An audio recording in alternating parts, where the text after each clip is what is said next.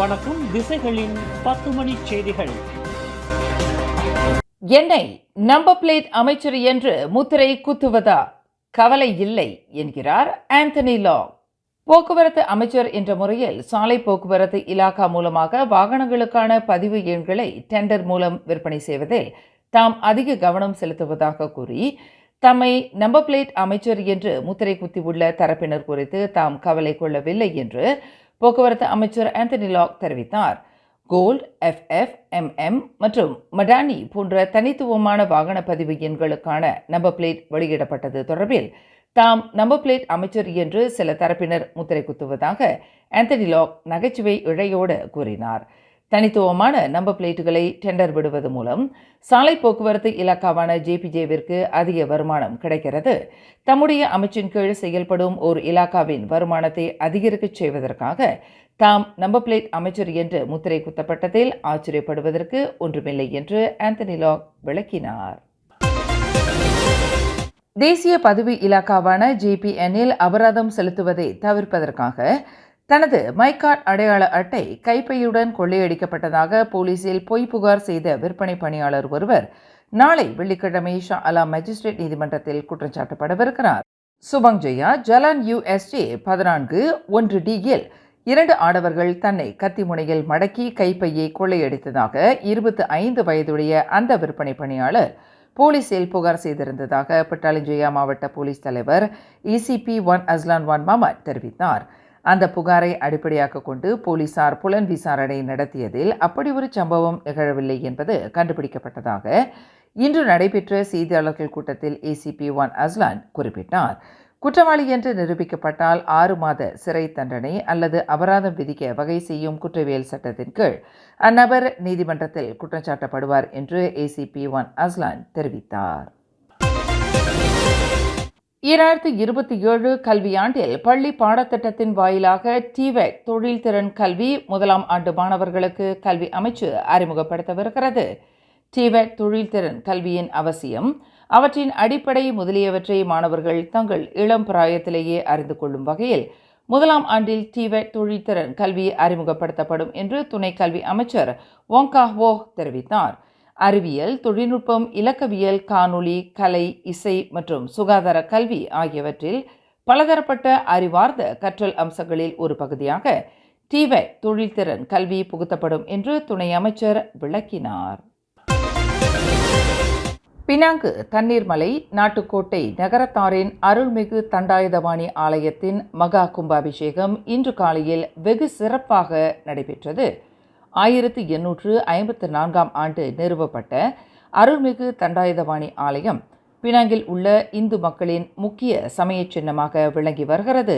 இவ்வாலய மகா கும்பாபிஷேகத்தில் அதிகமானோர் கலந்து கொண்டு முருகப்பெருமானின் அருளை பெற்றனர்.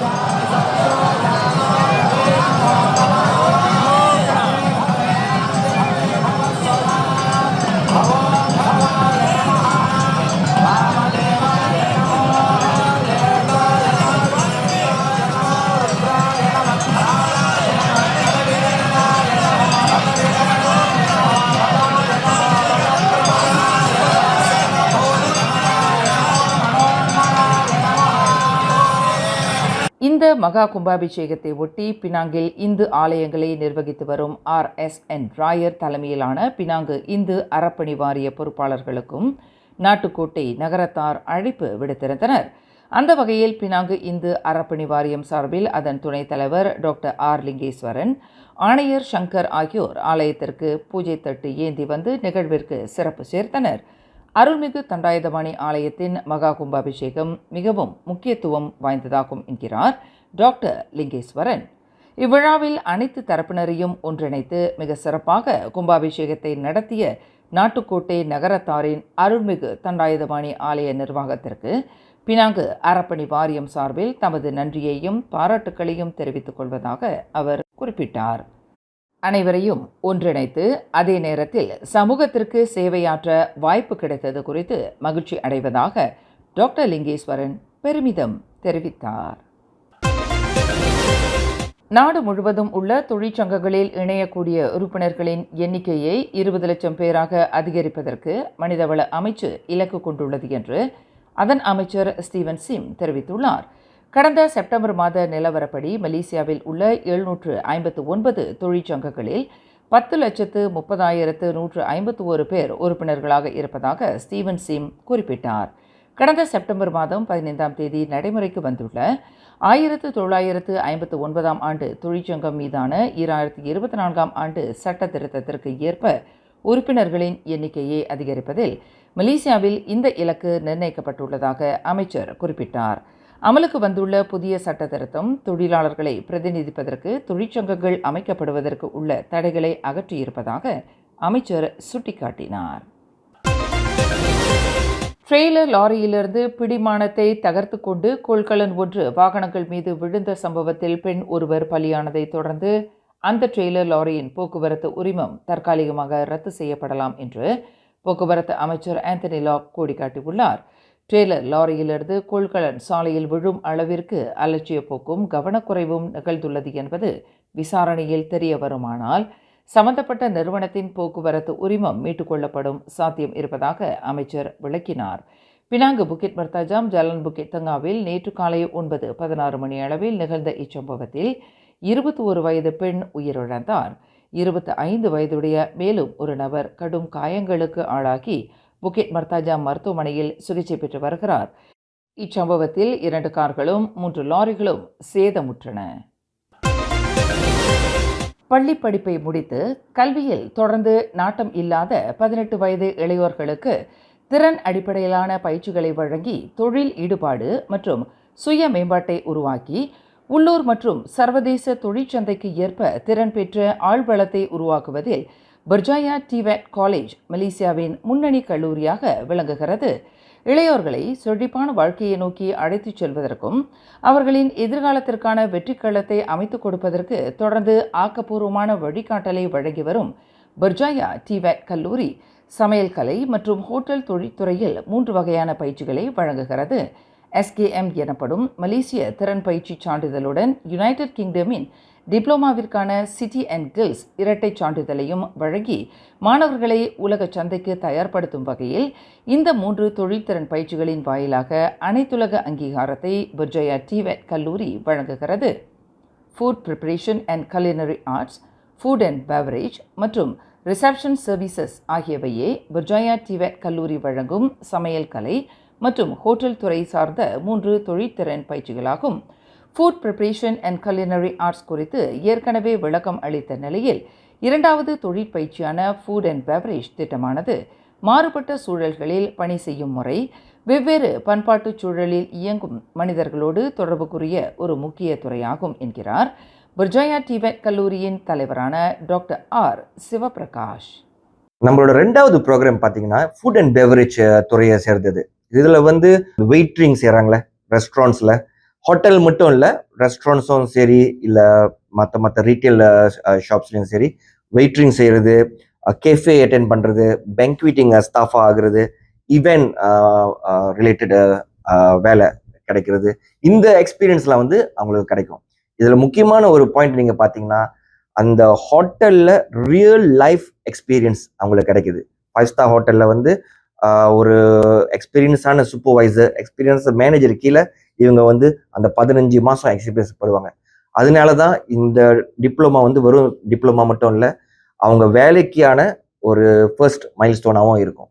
நம்ம 3வது ப்ரோக்ராம் பார்த்தீங்கன்னா ரிசப்ஷன் சர்வீசஸ். ரிசப்ஷன் சர்வீசஸ்னா வெறும் ஹோட்டல் மட்டும் இல்லை, ஆஃப்கோர்ஸ் ஹோட்டலும் இதில் அடங்கி இருக்கு. ஃப்ரண்ட் டெஸ்கில் அவங்க இருப்பாங்க, டியூட்டி சூப்பர்வைசராக ஆகலாம், ஒரு கெஸ்ட்டு வெல்கம் பண்ணுற சூப்பர்வைசராக ஆகலாம். அதையும் தவிர்த்து ரிசப்ஷன் சர்வீசஸ் நீங்கள் வெளியில் வேறு கம்பெனிஸ் கூட நம்ம பார்க்கலாம். இப்போ for example flight company related company front office கண்டிப்பாக இருக்கும், ஏஜியா சரி, மாசம் சரி.